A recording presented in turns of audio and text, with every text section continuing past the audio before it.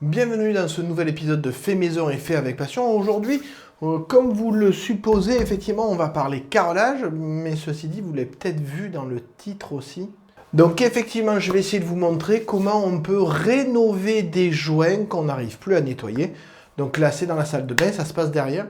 Je ne sais même pas comment je vais arriver à filmer dans un endroit aussi petit, mais je voulais vraiment vous montrer quelles sont les différentes étapes pour rénover des joints.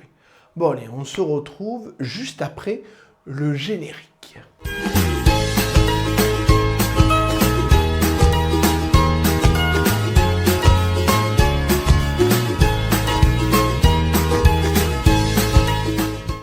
Donc pour vous montrer à quoi ça ressemble, vous voyez, donc effectivement ces joints sont difficiles à avoir. Vous voyez que là ils sont marrons au lieu d'être blancs. Et on a beau frotter, on a beau mettre des produits, etc. Ça reste avec cette teinte un peu jaunâtre.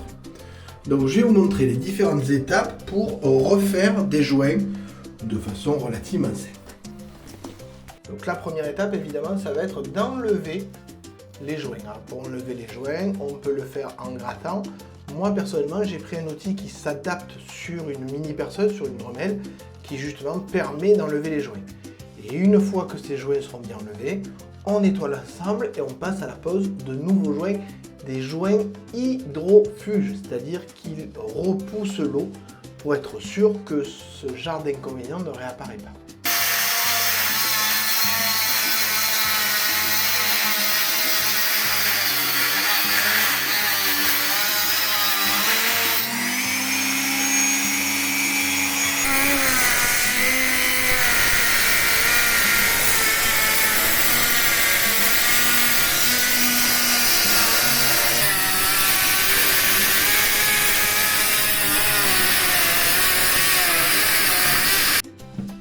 Petit détail pour faire les coins.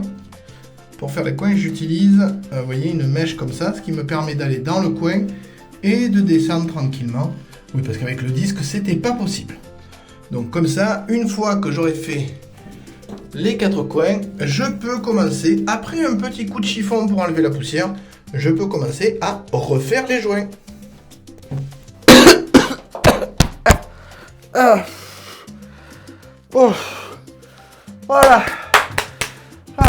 vous le voyez, j'ai fini d'enlever tous les joints, un coup d'aspirateur, puis je vais peut-être un peu me rincer, puis je vous montre comment je passe à la suite.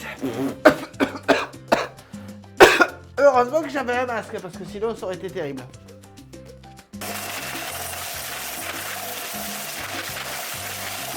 Dernière étape, maintenant que tout est essuyé, tout est correctement fait, je vais faire les joints. Donc pour faire les joints, vous pouvez avoir du joint en poudre, du joint en pâte, et j'ai découvert il n'y a pas longtemps du joint en cartouche. Donc là c'est la marque Joint Facile blanc. Et j'avoue que je me suis dit que vu que j'avais pas grand chose à faire, que les joints étaient petits, ben j'allais le faire plutôt à la cartouche. Donc l'idée c'est d'utiliser ça. Vous avez sur ce modèle là un élément qui vous permet de rester à la bonne distance tout le long, qui vous permet de guider votre guider votre cartouche pendant que vous posez. Une fois que le joint est posé, je vais le lisser non pas au doigt, mais je vais le lisser avec une maryse. Oui, vous savez, ces ustensiles en silicone qu'on utilise en cuisine, alors moi j'en ai une qui a abîmé, qui a fini au garage, et qui me sert notamment à tout ce qui est lissage. Parce que je le rappelle, et c'est ça le plus important, quand vous faites des joints, il faut les lisser, mais il ne faut pas les creuser. Parce que si vous les creusez, de l'eau va pouvoir s'accumuler à l'intérieur, et c'est là que vous aurez encore des problèmes de moisissure. Donc maintenant que tout est fait, tout est nettoyé, tout est creusé, puis tout est nettoyé, dernière étape, celui de mettre des joints et après un petit lissage, pas tout de suite, j'attends que le joint commence un peu à sécher et après je lisse. Et ensuite, c'est-à-dire que je vais lisser ce côté quand j'aurai fini celui-là, tout simplement. Et ensuite on attendra 48 à 72 heures que ce soit bien sec avant de se remettre à mettre de l'eau dessus. Oui, il vaut mieux attendre un peu plus longtemps pour être sûr que le joint soit bien sec à cœur et qu'il ait bien l'entièreté de ses propriétés hydrofuges.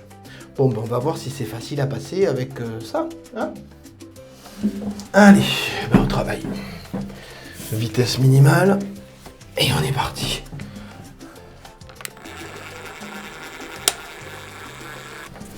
Voilà, déjà même vitesse minimale, ça y va quand même. Oh là là là là là, il va falloir que j'apprenne à maîtriser la bête. Voilà l'outil pour lisser. Alors, vous voyez qu'il en manque un petit bout. Voilà l'outil pour lisser. Hein. Donc effectivement, tout simplement, on le passe sur le joint.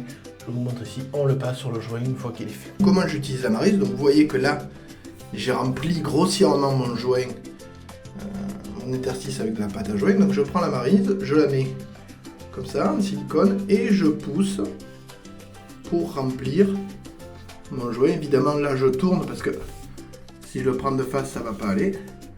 Et donc vous voyez que je remplis très simplement mon joint et surtout il n'est pas creusé. Bon après il faut nettoyer au-dessus en dessous, mais en tout cas la maryse, un outil adapté pour faire ses joints. Dernière étape de ce jointement, ça va être de nettoyer un peu ces joints. Là ils ont commencé à sécher et en fait vous allez voir c'est que malgré tout le soin qu'on peut apporter aux choses, vous voyez c'est pas tout à fait régulier. On voit là par exemple qu'il y a des traces encore, bien que j'en ai enlevé, il y a encore des traces de joints. Donc avec, vous voyez là, ça, on le sent.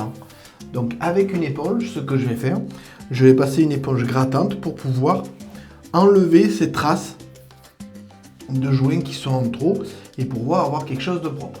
Une fois que ça sera fait, évidemment, il faudra attendre une 48 à 72 heures que le joint soit complètement sec pour pouvoir être correctement utilisé dans la douche.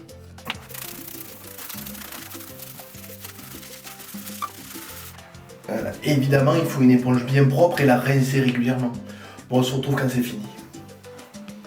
Donc on est largement plus de 48 à 72 heures après. La douche a même été remise en fonction.